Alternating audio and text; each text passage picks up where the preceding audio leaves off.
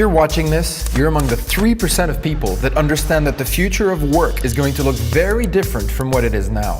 So keep watching. Let's see where we're heading. It's also exciting, right? Siri will recognize your voice even if you're 5 meters away from your phone. That new chatbot feels totally real. Self-driving cars are no longer fiction. You can analyze your DNA. You tried flying that drone for the first time, and you're thinking of buying a smart speaker to make your life so much easier. A few years from now, and that's something like 3 years, not 30, artificial intelligence, robotics, machine learning, mass 3D printing, biotechnology, chatbots, virtual reality, deep learning, drones, augmented reality, smart objects will all be deeply enrooted in our everyday lives. Just like computers, phones, or electricity are for us today. Oh well, is this really gonna happen? And if it does, you'll adapt when the time comes, right? Life is good. You love your job. You've been working for this established company for a few years. You're comfortable in your position. You know what you're good at. People like you, and that last presentation you gave got you some amazing reactions. You're safe with your company.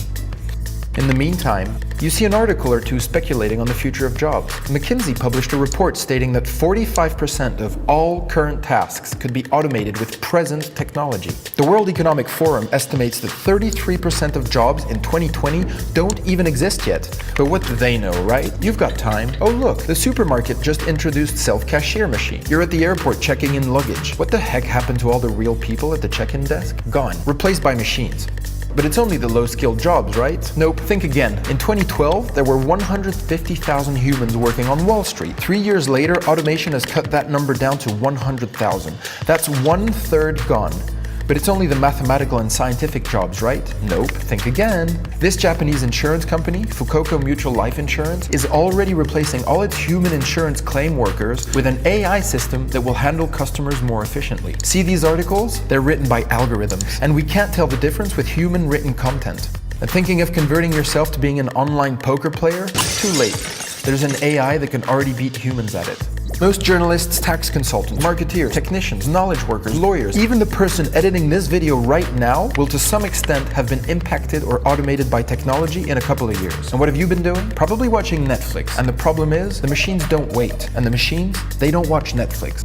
So what are the forces at play here? Basically, there's 10 million developers out there using increasingly simple and cheap technology to build new products and services. Some as young as 12 are already coding the future. Even that safe company you work for is increasingly under outside threat.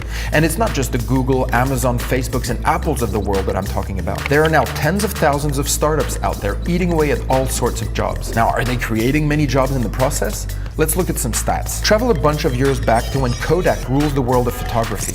They were worth $38 billion and employed 140,000 people. That's approximately $270,000 per employee. Our people work with pride to make Kodak a creative and innovative company. Fast forward to recent times, YouTube sold for $1.65 billion with a mere 65 employees. That's $25 million per employee. Instagram, which had 13 employees and was sold for $1 billion. That's $77 million per employee. WhatsApp sold for $19 billion with 55 employees. That's a staggering $345 million per employee. So how is this all possible? Technology has allowed the emergence of what we call exponential organizations. These are exponentially fast-growing companies that leverage technology and require less employees but more tech-savvy ones. You will find that we are technology optimists. We believe that technology is a major driver of change in the world. And as software continues to eat up the world, more companies are trying to replicate these exponential companies. Hire less people, but grow exponentially through technology. As this happens, job roles are slowly disappearing and being replaced by skill sets. Employers require you to know an ever-growing number of new and ever-changing fundamental skills in order to use the technologies they've implemented. Master the fundamentals and you can master the rest. A digital skills gap is growing for both mid-skill and high-skill level jobs. Before you know it, you've become irrelevant. But wait, what's this doomsday message? There's actually a way to leverage technology before it leverages you. And in fact, it's never been easier to do so. This might sound kind of corny, but it starts with the right state of mind. It starts with having a growth mindset, where you have the desire and the confidence that you can learn anything. Shift your thinking on how these technologies will rattle and mutate, but enrich your work life. Because yes, if you play your cards right, technology will make your work life and your life in general much, much better. The fact is that technology will actually remove boring, repetitive jobs from your way, but only if you understand the fundamentals. And you have no excuse not to do so. How can you stay relevant if you can't talk the lingo? How can you stay relevant if you can't execute? Can you talk tech? Can you talk APIs? Can you talk code? Can you talk data? While slow educational institutions are struggling to keep up, that's not an excuse. Train yourself, take your education in your own hands. Learn to code, learn about behavioral psychology, automation tools, playing with data, user experiences, be curious. And if you're an employer, train your people. Online and offline courses have never been more readily available or rich in content. It's time to build something. Your greatest credential in this new era is your output of stuff.